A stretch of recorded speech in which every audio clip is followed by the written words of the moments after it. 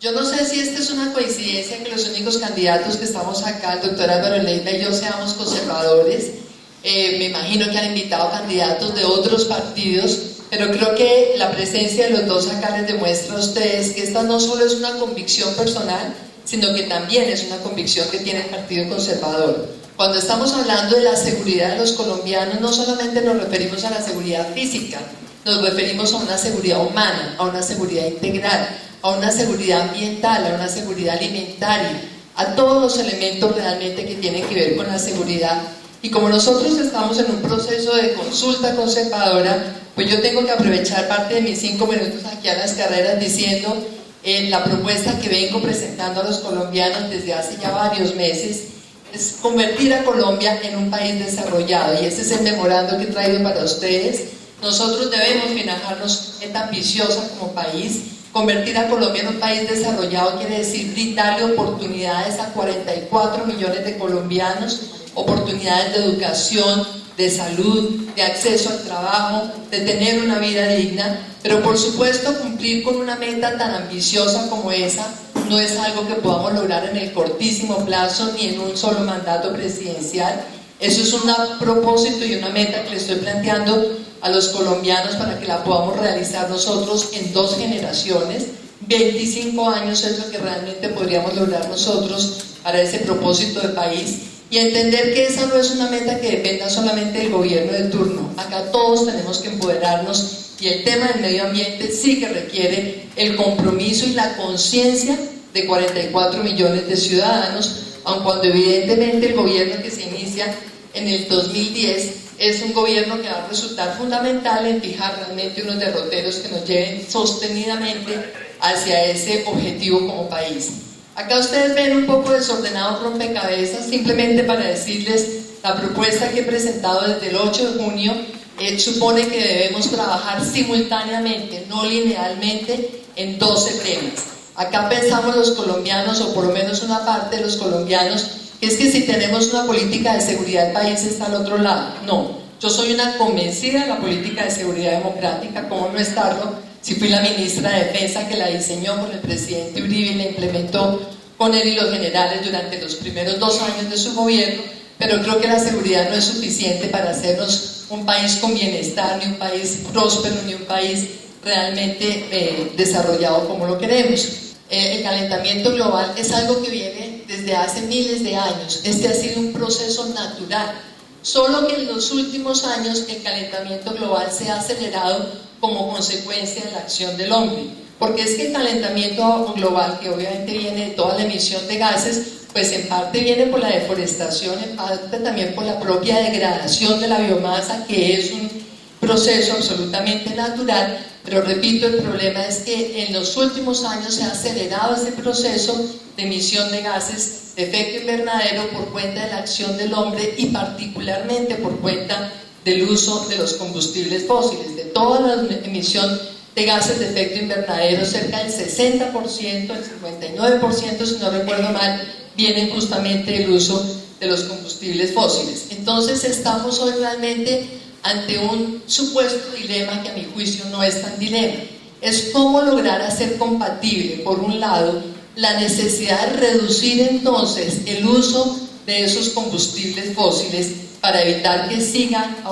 alterando todo lo que tiene que ver con el calentamiento del medio ambiente, pero por otro lado, cómo lograr utilizar más energías justamente en el proceso de producción, de crecimiento económico, de desarrollo industrial, que es absolutamente indispensable para bajar los niveles de pobreza en el mundo entero y para elevar entonces el nivel de desarrollo. De tal manera que este es un falso dilema, porque lo que tenemos es que lograr que a nivel internacional se puedan lograr las dos cosas, que haya más crecimiento económico, pero también mucha más conciencia de que el crecimiento económico tiene que hacerse privilegiando de alguna manera el uso de energías que sean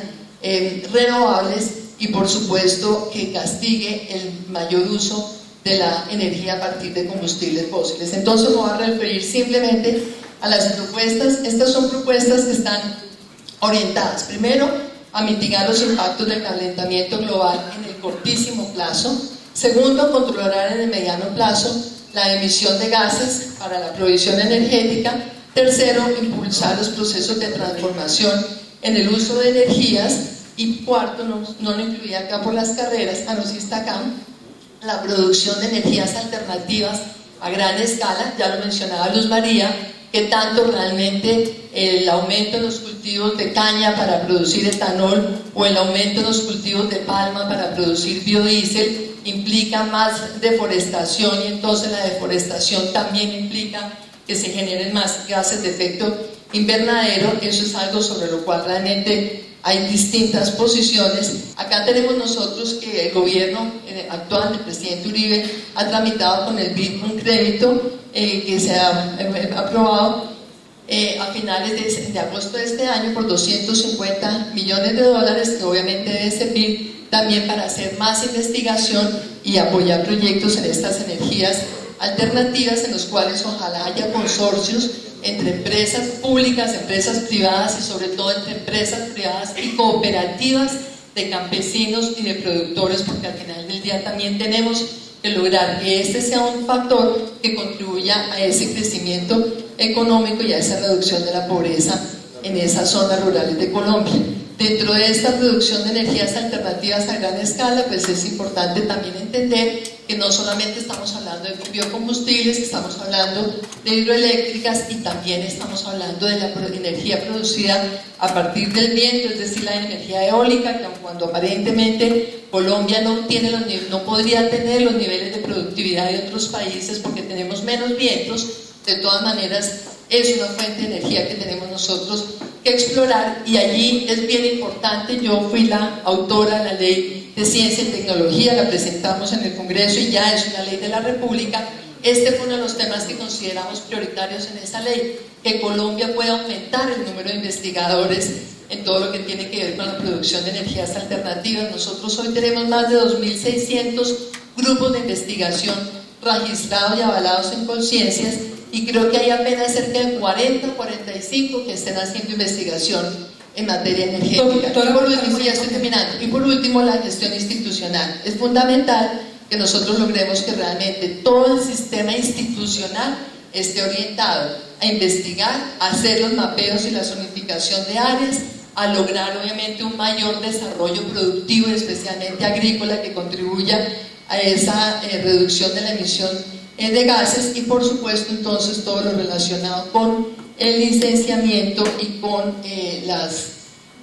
sanciones, digamos así, a las empresas que no cumplan, de tal forma que pues Colombia realmente tiene en este tema un potencial muy grande, repito, no solamente para poder decir que estamos haciendo nosotros la tarea, sino para exigir que otros países, especialmente los países desarrollados, la hagan. Me parece que nosotros no debemos dejar que este tema se mire como algo aislado dentro de lo que es la agenda internacional. Nosotros debemos lograr que esto se vincule, por ejemplo, a los temas de la Organización Mundial de Comercio, las negociaciones de la Ronda Doha, porque todo esto es lo que realmente a nosotros nos puede permitir ese mayor liderazgo dentro de los países en desarrollo. De tal manera que aquí pues necesitamos tener propuestas claras, compromiso nacional y, como decía la doctora Luz María Sierra al comienzo, una gran voluntad política, que entendamos que esta es una responsabilidad nuestra hoy y mañana y siempre, con las generaciones futuras, pero también con las generaciones futuras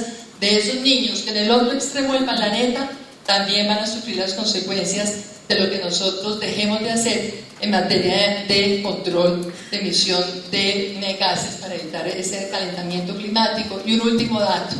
Entre 1900 y el año 2008 la temperatura subió un 0.7 grados centígrados. Lo que está calculado con la tendencia actual es que en el año 2060 el aumento de la temperatura mundial puede estar entre 1.8 grados centígrados y 4 grados centígrados. Imagínense ustedes, si con 0.8 estamos viendo el deshielo de los glaciares, la reducción del nivel del agua en el mar, todo lo que está sucediendo en los humedales, imagínense ustedes si el aumento de la temperatura dentro de los próximos 70 años va a estar entre un 1.1 y un 4%. Esa realmente es la muerte pues, de